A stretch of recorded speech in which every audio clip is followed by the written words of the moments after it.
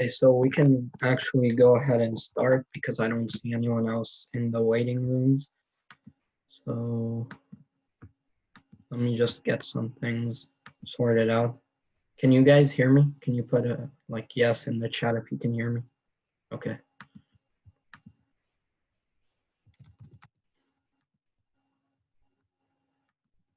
Okay. Miryam, would you like to open your camera? Yeah. Hello. Hey, Hi, how are you? good. How are you? Okay, so hey everyone, welcome to the fifth meeting. This is Miryam, our guest speaker for today. She has a really cool PowerPoint to go through, and she'll have a Q&A at the end of this for all of you to ask questions. So as she's going through this, prepare any questions if you have them. And yeah, just let me actually make you share screen. You should be able to share your screen now.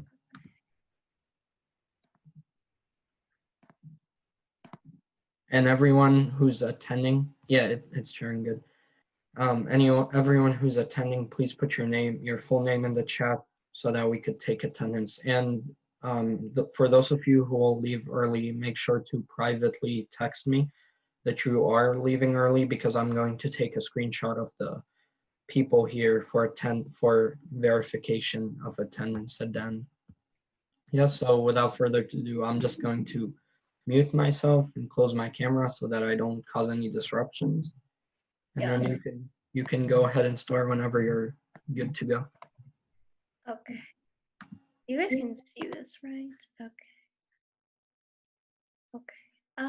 So hi everyone. First, I'd like to thank y'all for being here and giving me the opportunity to share my story and my journey to, why medicine. My name is Miryam Matute Roca. I'm a fourth year student at City College in New York. I am finishing up a BS in biology right now with a minor in chemistry, and fingers crossed I finish this semester. I am originally from Peru. I came to the US in 2001, and I am under DACA. So that stands for Deferred Action for Childhood Arrivals, which means I'm legally authorized to work in the US, participate in research and anything that's government funded. So my journey to medicine, I knew I wanted to be a doctor when I was very young, but it wasn't until much later that I got serious about it.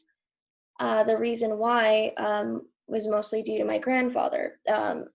I don't know how many of you guys are Hispanic, but there's like this stereotype of, the stereotypical Hispanic old man, doesn't go to the doctor, doesn't really go for annual checkups or physicals. And what I didn't realize until much later was that he actually wouldn't take any of his prescribed medicine. He would split the pills in half, or sometimes he just would save them for when he was feeling bad. Right. So growing up, one phrase I often heard was, "We can't afford to get sick." And it's one that I continue to hear from friends and family.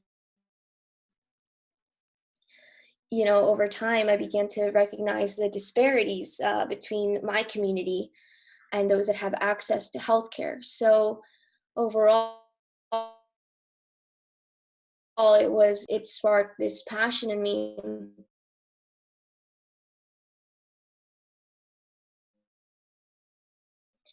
to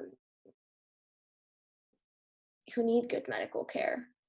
So that's kind of my why do you want to be a physician? So in college, the experience gone weren't always easy, and I didn't always enjoy it. I experienced imposter syndrome. I had a lot of trouble assimilating to that.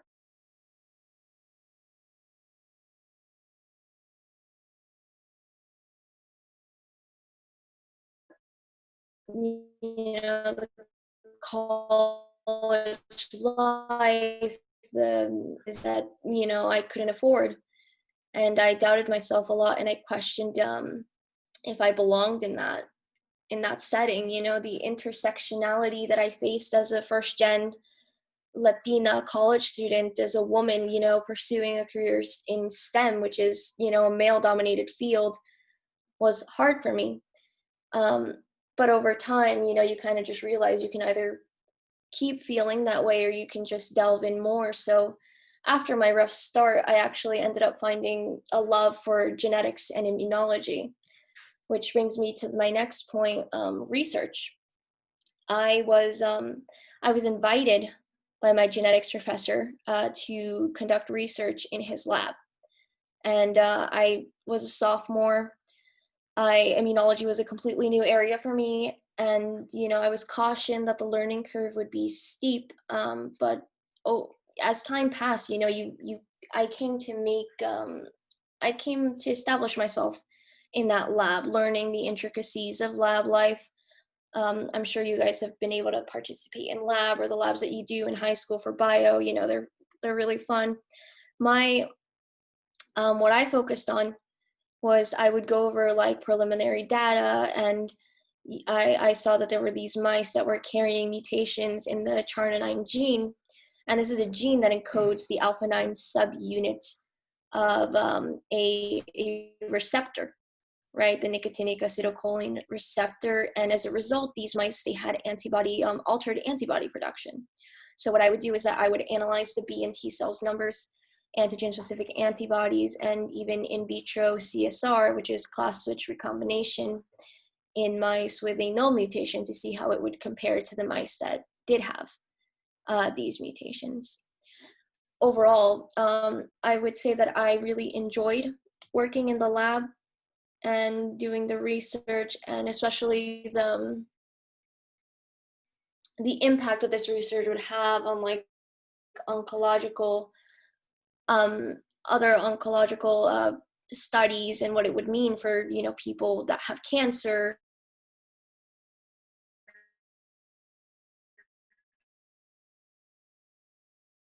But it didn't fulfill me, right? Something was missing. What I actually found was that I had considered doing an MD PhD or an MSMD, and this experience kind of helped me realize that I only want to focus on medicine in the future. Overall, this experience taught me that it's important, you know, in high school and even as you transition into college, that it's important to involve yourself in activities that align with your passions. And it doesn't have to be something scientific, right? It can be anything, because when you go to college, you're going to take these classes. When you apply to medical school, they just don't want someone who did science, right? You have to have interests outside of that field, which brings me to the fellowships that I did throughout college. I joined the NYIC, which stands for New York Immigration Coalition. It was a fellowship for dreamers, which taught us leadership, immigration advocacy training. I ended up, what did I do? I ended up leading a network committee and community outreach project that targeted DACA high school students and made them, and we actually ended up doing like workshops just to teach parents like that their kids, even though they are low income or first gen or don't know anything about the college process, can still attend college, right? Something else that I did was that I joined the STEM Alliance program, which is an organization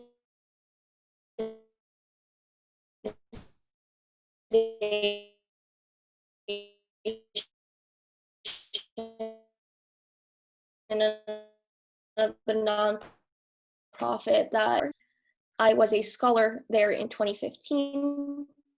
I was set up with 2 college coaches that helped me apply to college. Some of you might be applying, you know, right now, or getting ready, or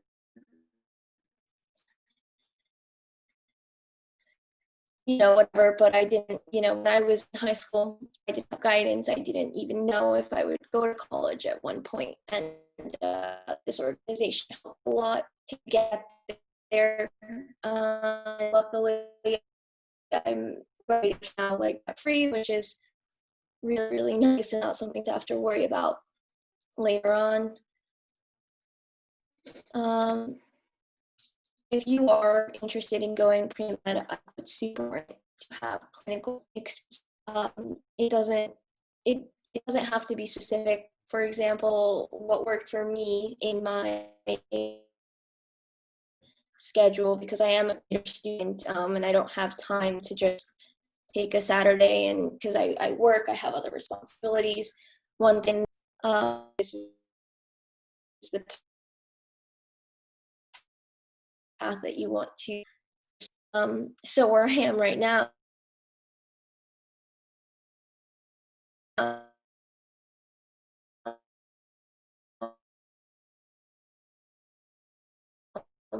during the time that I was studying, I ended up applying to 19 schools. And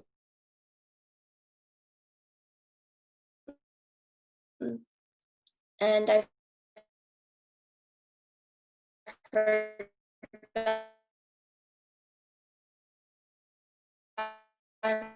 from 14 so far.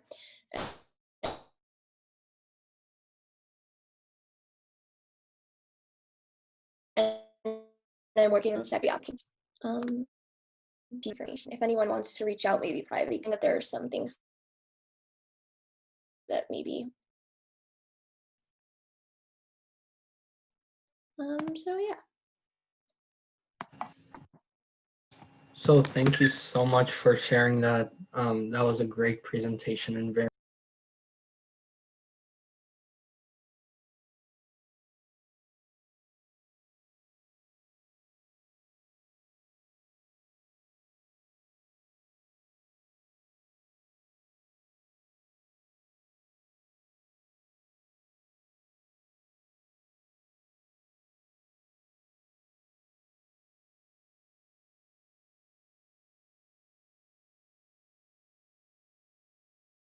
Is really how you get word of mouth, and you can get scholarships that way too. Cecilia asked, how did you find your opportunity in dental assisting? This, again, the importance of making connections. I had friends in high school that we were kind of like in this pre-med club, kind of like how you guys are now. And my mom's friend, she is a dentist, and she was the one that invited me one day because I was looking for a job. And, it kind of turned into me doing a lot more than what I was originally there to do. So yeah.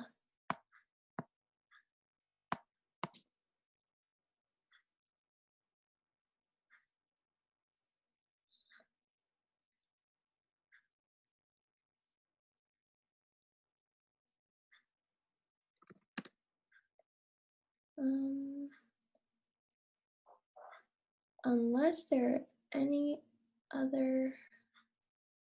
Oh, that's really nice. I'm happy to help. In that presentation, I put in my my LinkedIn. Also, you guys should be making LinkedIns because they help a lot. Do you have any advice for high school before they go to college to prepare? Like what classes would help and such?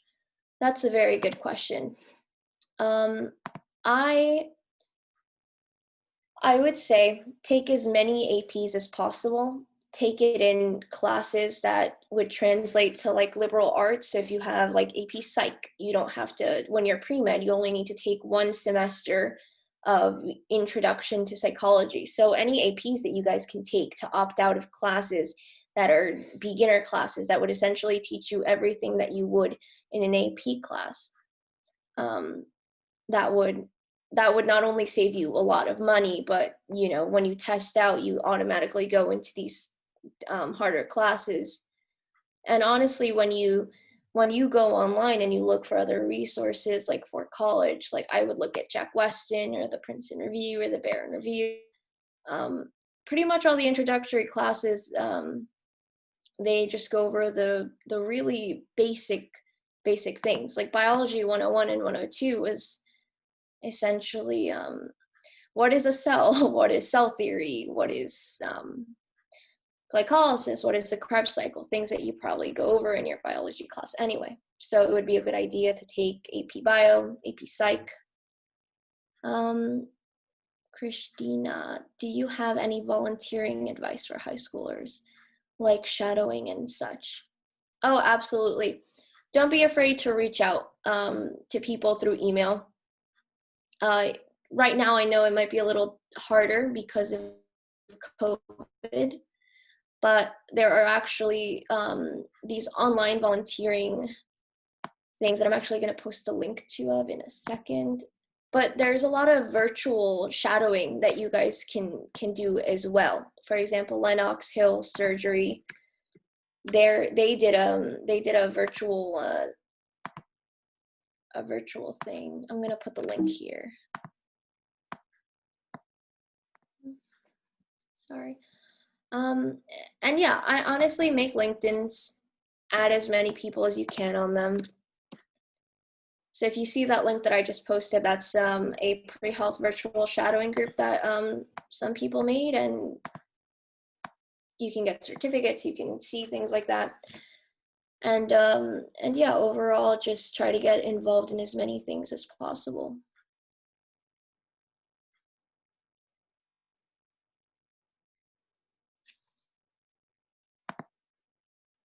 When you're emailing different people, it's just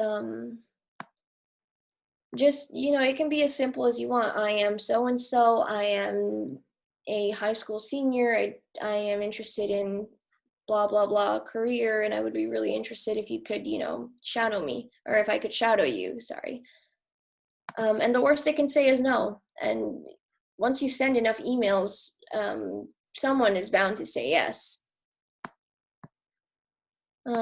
So yeah, I mean, if you guys are all pre-med, right, it's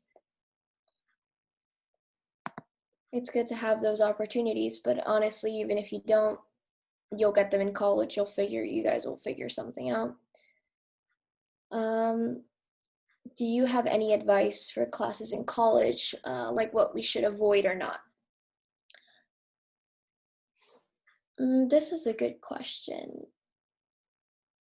In college, don't go just because maybe you got all fives on your APs, and you were maybe number one in your high school.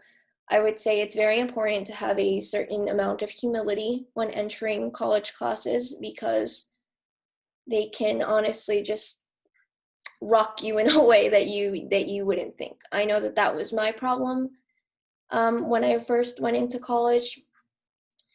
I would say ratemyprofessor.com, super great. Always research your college professors before taking them. Some TAs, which are teaching assistants, some of them are on there too.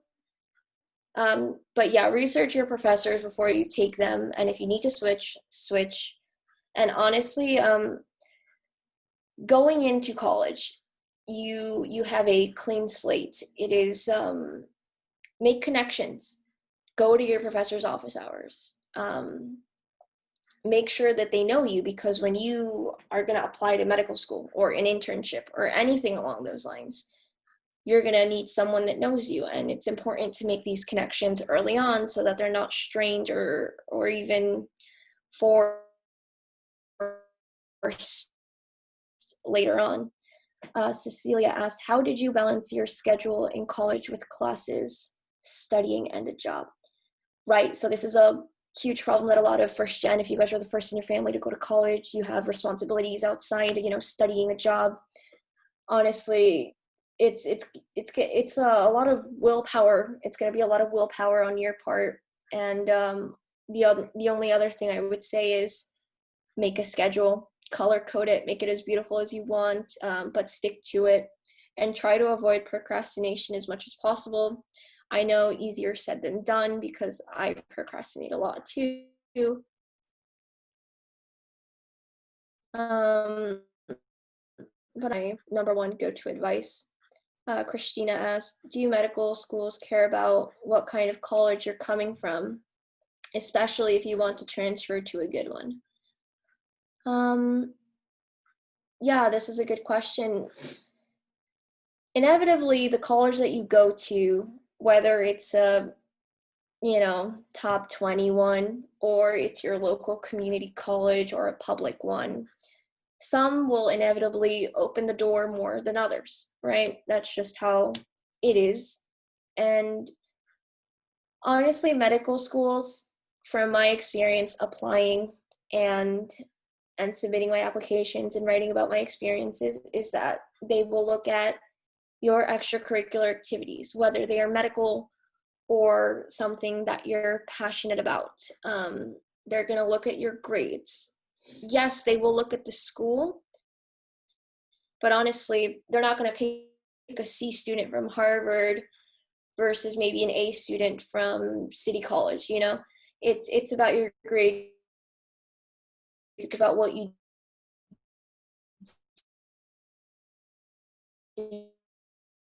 do with your education, and make sure we are a good candidate for medical schools. Internships, clinical experience.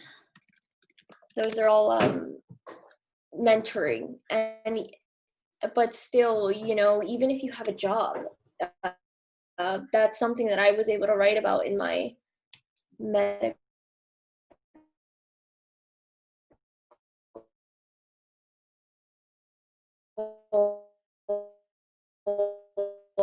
in my MCAS. Maybe I'm not as what's the word I'm looking for? Affluent as other children that maybe have had the time to just take a summer and go research. But this is what I was able to do with the amount of time that I had under the responsibilities that I had. So when you're building your resume, from now, join things that you're going to be proud of and that you're going to be able to move up in, and that you see yourself doing for a long time. Medical schools don't want to see you do 20 different things. They want to see you do 3 or 4 things that you have done for a considerably long amount of time, that you've grown into a position of leadership that, makes a change that somehow relates back to why medicine and why do you want to be a doctor. And how about clubs and such? In high school, I was part of a science research club. I was also part of the jazz band, marching band, and sports, what have you. But in college, and I don't know what colleges you guys are going to, but I'm going to assume that they're very science oriented. So without a doubt, there will be pre-med clubs in your classes, even in your colleges. Yeah, anything science-based. And don't forget also to enjoy college. You can have this goal in mind, but if all you do is just, put on blinders and just focus on, okay, how does this look good for medical school? How does this look good for medical school? You're not going to enjoy it. You need to do things that, did you have a lot of leadership positions in your clubs? In high school, yes, I was secretary. I moved up to VP for my science research club and in the class. But in college, I think that's where it matters more. When you apply to medical school, you're gonna just write about honestly what you do in college. That's what I mean by a clean slate. I'm in jazz band in college. There's also a marching band here. I play volleyball on the weekends. There is science clubs, was part of research in a genetics lab. Honestly, that would be my one thing. Do research. Take a sure that what you want to do is MD and not PhD or MS, or even if you want to combine the two. But one thing that I would highly get into that you should start from your freshman year is, get into research, get close to a professor and ask them, can I shadow? Can I go? And, you might love it. I found that it wasn't for me. But, everyone has their own likes. You guys honestly, you guys are starting college, you experiment and try anything, obviously the good things and not like drugs and alcohol and stuff, but yeah. Um, yeah, there's a lot of time to move up when you're in college. Okay. Does anyone else have any? Oh, okay, one more question in there. Okay. So okay, so MS, it's a master's degree, and once you finish your 4 years of college, you can do 2 years of a master's in which is very research oriented. PhD is like a master's on steroids. I think it's like 5 years. You need to do research, you need to do a dissertation, then you need to defend. And MD, you can be MD is one type of doctor that you can be. I'm sure you guys have heard in the news, there's MD and there's DO. Honestly, MD is more medicine based, DO is more allopathic, mind, body, spirit. Honestly, though, PhD and MS, they're more for research. So if maybe you want to be a cancer doctor and you also are interested in research in like oncology, like what you go to a doctor for.